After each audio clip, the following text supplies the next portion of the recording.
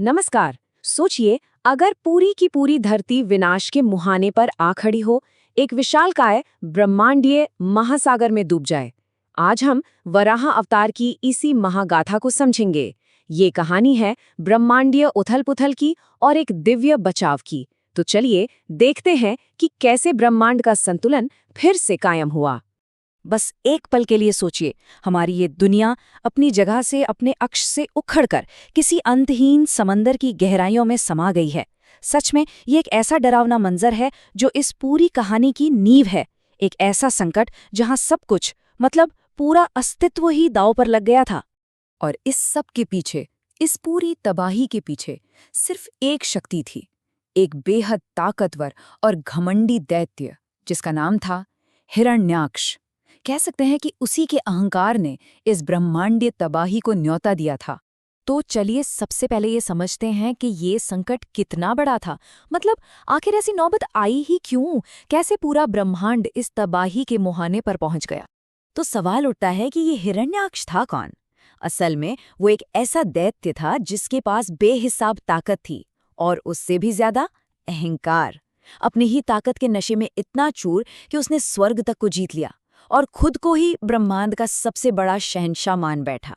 उसका आतंक कह सकते हैं कि एक एक करके फैला। सबसे पहले तो उसने देवताओं को ही हरा दिया, ये साबित करने के लिए कि उससे ऊपर कोई नहीं। फिर उसने तीनों लोकों में अपना डर और खौफ फैलाया, और आखिर में अपनी ताकत का सबसे बड़ा दिखावा करते हुए उसने पृथ्वी को, हाँ, हमारी धरती को खींचकर उस विशाल समंदर में डुबो दिया। और जैसे ही धरती डूबी, सृष्टि का जो मूल संतुलन था वो पूरी तरह से बिगड़ गया। सोचिए, ब्रह्मांड का पूरा सिस्टम ही हिल गया। हर तरफ अफरा तफरी मच गई। अब तो ऐसा लग रहा था कि महाप्रलय बस आने ही वाली है। लेकिन जब अंधेरा सबसे घना होता है, तभी रोशनी की एक किरण नजर आती है। और यहाँ वो किरण थी एक दिव्य शक्ति। अब कहानी उस मोड़ पर आती है जहां भगवान विष्णु इस महासंकट से निपटने के लिए वराह अवतार में सामने आते हैं। सोचिए, हिरण्याक्ष से हारने के बाद देवताओं का क्या हाल हुआ होगा। सब के सब हताश, निराश, बेबस। जब कोई और रास्ता नहीं सूझा तो वे सब पहुंचे ब्रह्मांड के पालनहार भगवान विष्णु के पास। उन्होंने धरती को बचाने और बिगड़े हुए संतुलन को वापस ठीक करने के लिए उनसे गुहार लगाई। अब यहाँ पर अवतार का मतलब समझना बहुत जरूरी है। देखिए, अवतार का सीधा सा मतलब है कि जब कोई देवता धरती पर किसी रूप में जन्म लेता है। क्यों?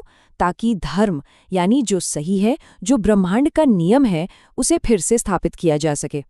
और देवताओं की इस प्रार्थना के जवाब में कुछ ऐसा हुआ जिसकी किसी ने कल्पना भी नहीं की थी। भगवान विष्णु की नासिका से एक नन्हा सा वराह, एक छोटा सा सुअर प्रकट हुआ।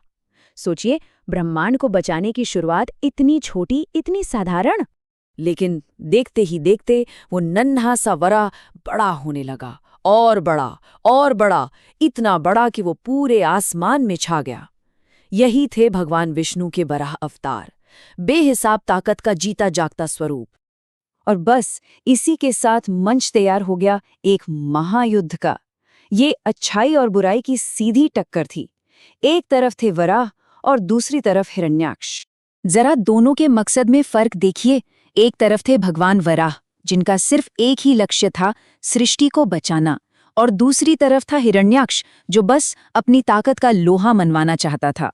फिर एक जोरदार दहाड़ के साथ, ऐसी दहाड़ जिससे पूरा ब्रह्मांड कांप गया, भगवान वराह ने सीधे उस ब्रह्मांडीय महासागर में छलांग लगा दी और उसकी गहराइयों में उन्होंने डूबी हुई पृथ्वी को ढूंढ निकाला। और जैसे ही भगवान वराह ने पृथ्वी को अपने दांतों पर उठाना शुरू किया, ठीक उसी पल हिरण्याक्ष वहां आ धमका और उसने सीधे सीधे उन्हें युद्ध के लिए ललकारा। अब आमना सामना तय था। इसके बाद जो युद्ध शुरू हुआ वो जबरदस्त था। ये कोई 1-2 घंटे की लड़ाई नहीं थी। ये जंग कई दिनों तक चली और उनके हमलों की ताकत इतनी थी कि तीनों लोग थर्रा उठे। हिरण्याक्ष अपनी पूरी ताकत से लड़ा, इसमें कोई शक नहीं। लेकिन भगवान विष्णु के वराह रूप के आगे वो टिक नहीं सका और आखिरकार एक जोरदार अंतिम प्रहार से भगवान वराह ने उस दैत्य का अंत कर दिया। हिरण्याक्ष का अंत हो चुका था और अब बारी थी धरती को बचाने की और सृष्टि में दोबारा शांति लाने की। फिर भगवान वराह ने पृथ्वी को अपने विशाल दांतों पर उठाया और उसे समंदर की गहराइयों से बाहर निकाल लाए, और बहुत ही सावधानी से उन्होंने धरती को वापस उसकी सही जगह पर, ब्रह्मांड में जहां उसे होना चाहिए था, वहां रख दिया। क्या शानदार नजारा रहा होगा वो, एक दिव्य जीत का। और इसी के साथ अधर्म का यानी अन्याय का अंत हुआ। सृष्टि का बिगड़ा हुआ संतुलन एक बार फिर से कायम हो गया।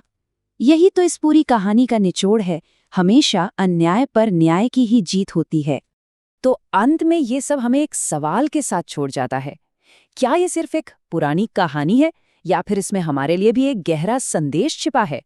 संतुलन बनाए रखने का संदेश? ये सोचने वाली बात है ना?